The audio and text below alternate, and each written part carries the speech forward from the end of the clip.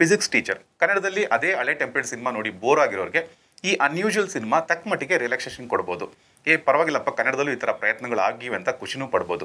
ಭ್ರಮೆ ಮತ್ತು ವಾಸ್ತವ ಇದೇ ಇದರ ಸ್ಟೋರಿ ಲೈನು. ಸೈನ್ಸ್ ಮೂಲಕ ಮೂಢನಂಬಿಕೆಗಳನ್ನ ತೊಲಗಿಸ್ಬೇಕು ಅಂತ ಪಾಠ ಮಾಡೋ ಫಿಸಿಕ್ಸ್ ಟೀಚರ್ ಮನೆಯಲ್ಲಿ ಅನ್ಯೂಶುವಲ್ ಆಕ್ಟಿವಿಟಿ ಶುರುವಾಗಿ ಮುಂದೇನಾಗುತ್ತೆ ಅನ್ನೋದೇ ಫುಲ್ ಕತೆ. ಸುಮುಖ ಅನ್ನೋರು ಅವರೇ ಬರೆದು ಲೀಡ್ ಆಗಿ ಆ್ಯಕ್ಟ್ ಮಾಡಿ ಡೈರೆಕ್ಟ್ ಮಾಡಿರೋ ಸಿನಿಮಾ ಇದು. ಬರೀ ಒಂದು ಸ್ಕೂಲು, ಹೀರೋ ಮನೆ, ಮುಖ್ಯವಾಗಿ ಬರೀ 3-4 ಪಾತ್ರಗಳ ಮಧ್ಯೆ ನಡೆಯೋ ಕತೆ.